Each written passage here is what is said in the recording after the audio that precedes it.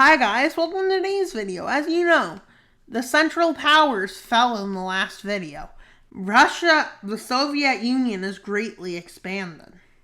And yeah, Japan is power hungry, as we know from the last while. But look, they have nowhere to expand, so what are they going to do? Well, Japan is like, yeah, the Americans won't react. They can't react. They don't have the strength to. Basically mocking the U.S. Publicly, basically, saying, oh, yeah.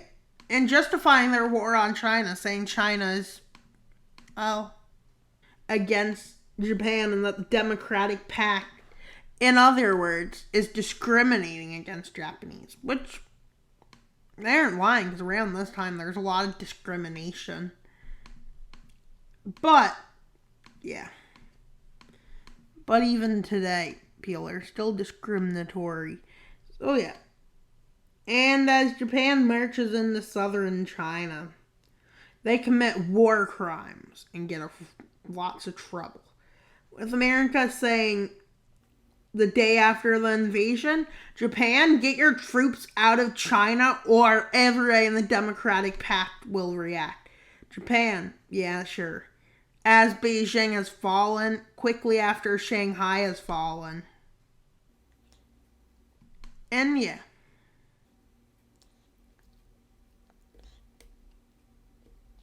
With China asking the U.S. where are their forces. The U.S.'s forces have declared war on Japan in 1931. Yep, guys, do you know it's 1931 in this series now? Yep. Will there be a World War II? Who knows? Who? With some weird guy getting elected in Germany. Fine, he didn't. With them being very pro-Russia, the new election. And, yeah, a communist won in the German election this time.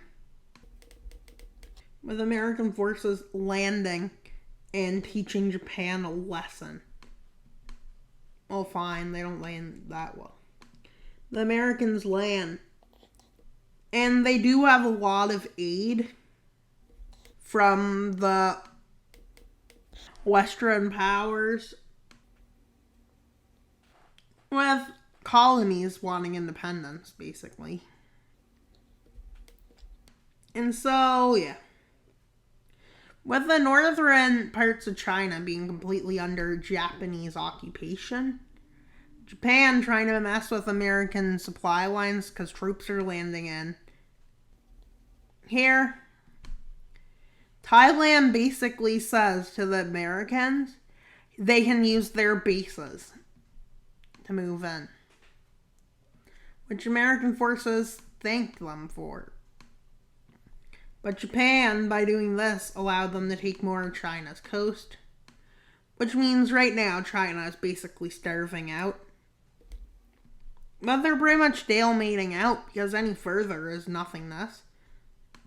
But Japan still decides to go further, with the Russians allowing American forces to move their supplies through. And so the Americans do a direct Japanese invasion in the north. So by the way, guys, I'm working on a bunch of videos today. So yeah, why am I working on a bunch on Monday? You may be asking, because I'm running away next week. Not running away, literally. But I'm not going to be here. With American forces taking advantage of the Soviet allowance of lands being used.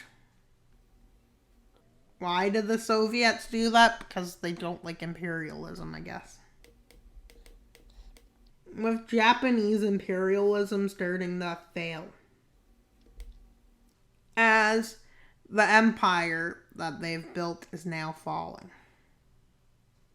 They've took a lot of land during the Civil War and build-up, with the U.S. ready for landing in the Philippines south. With the Philippines being used as a major landing ground for the invasion of Taiwan by American and Chinese forces, which leads to a landing in this area of it. And so, Right now, Japan isn't losing, but it could be doing better. With America saying if they withdraw, they can keep that land if they withdraw, and they can keep the Shandong Peninsula. But Japan refuses. With Shanghai falling, I don't know where Shanghai is located, so I'm just saying it's up there. I think it's located south. Oh my god. This is not great. The Shandong Peninsula falling.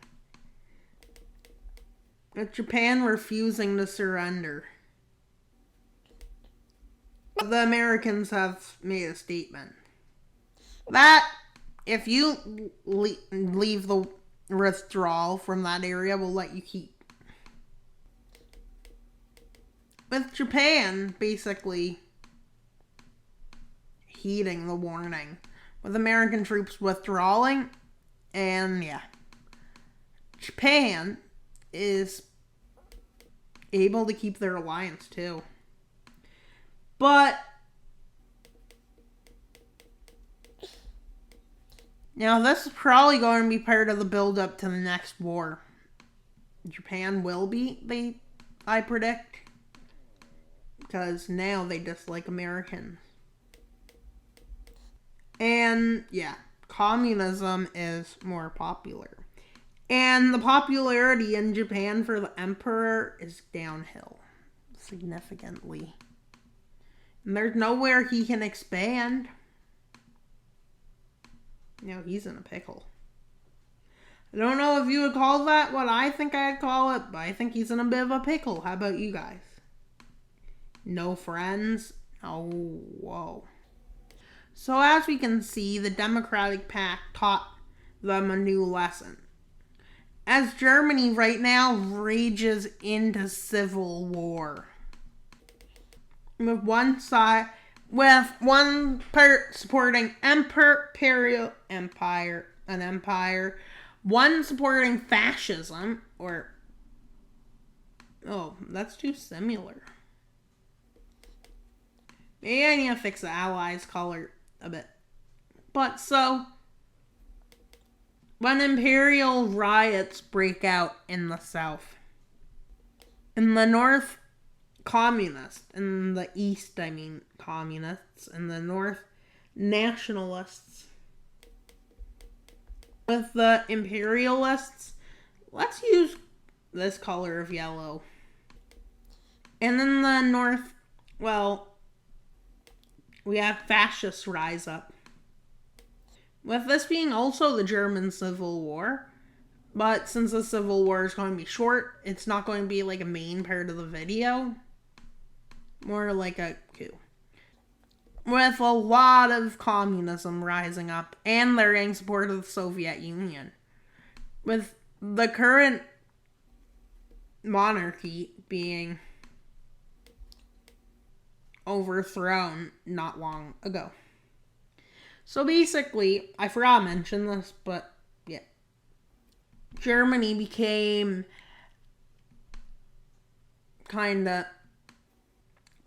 became democratic after the war. And they're looking more and more likely that after the communists captured Berlin, it looked very likely for a communist victory, with the communists signing a non-aggression pact with the nationalists, as they can take on the nationalists later. They're looking like Austria wants to succeed now, but that succession of the South German monarchy looks unlikely. Hey, look, it's the colors of the German flag. Isn't that interesting, guys? With their campaign stalling out in this area logistically, so they moved to the northern front. With the nationalists falling quick, the Soviets now demand that lands are given to them, including the Rhineland is deoccupied, which is agreed upon because the Comintern's really strong. Comintern then invites Germany to join their alliance, with Germany being given an area by the Soviets, allowing them to take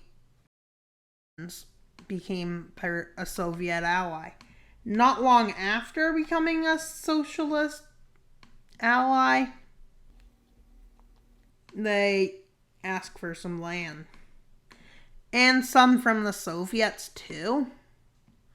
Only minor land grabs from the Soviets, though. Really, they want this area and some minor gains like this. Which, since Soviet Union's so big, they just say, yeah.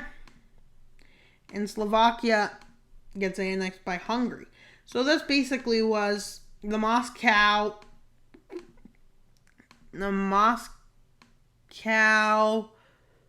negotiations. What's it called after? Moscow. Yeah, they basically give the land away. I can't think of the word, guys. No, the Moscow Compromise. And Hungary, not soon after, annexes Slovakia. With the world being turned anti-communist.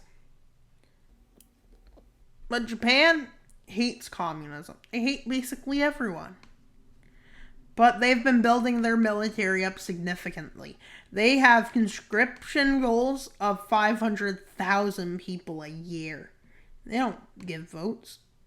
And look, Panama and some nations are still arguing. But 3 South American nations with goals make a pact. It's called the Lima Pact, because I like the name Lima, the word Lima. The city Lima's name. It's entertaining. With Brazil between picking either not allies, what's it called? It's kind of like the Allies. Oh yeah, the Entente. But I called it the Allies because it's easier to say. And with Soviet Union having control all the way from the borders with France all the way to the Pacific Ocean. They have control over it, which is really good for them. And so that's pretty much all for today's video. Never mind, that's not all for today's video. I have an idea. I forgot one thing. Germany's colonies. What did they do when it became communist? Well, they joined the Allies because, yeah, as imperialists took over the German colonies.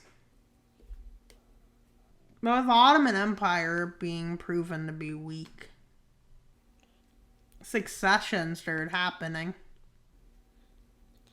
in one area in specific. The Kurdish area wants independence. Turkey's military isn't at a point of good keeping, so Turkey falls into a civil war kind of thing, with Kurds ending up fighting them. Arabs.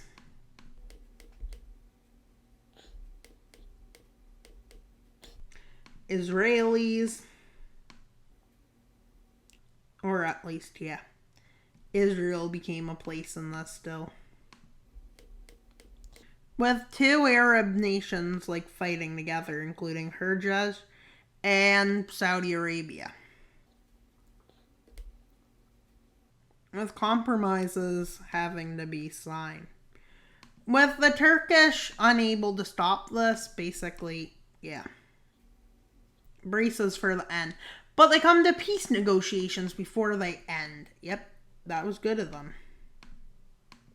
So basically, areas of Jordan got independence and but not fully collapsed. They still hold on to most of Mesopotamia area. But they lost Kurdistan, they lost Israel, along with Suez Canal access, Hejaz, and Saudi Arabia. And luckily, Kurdistan isn't too massive of a blow, because they kept Iraq, which means they control most of the Euphrates and what's the other river? Those 2, they control mostly by themselves. So yeah. And that's all for today's video. Please like and subscribe. Why is it ending here? You may be wondering, because I have to record a video because this video is coming out Wednesday, so I'm making Thursday's video now. I have today's video, which is Monday's video. I have Monday. I have next Tuesday, next week's Wednesday, just because, yeah, my head. So please subscribe. And I hope you enjoyed today's video with Japan being proved weak, Germany becoming communist. Who expected that? At the Ottoman Empire collapsing, and a new pact in South America. And what else happened? Anything? Well, Hungary took Slovakia. Germany expanded with the help of the Soviets. Soviet Union now looks like a new world order kind of to me. So please enjoy and subscribe if you didn't. Still press the like button, as that would mean a lot for today's video. So please like and subscribe. That's all for today's video. Wild Mapper out. Bye. I'm out. Please get to 1,000 subs. That's all for today's video. Wild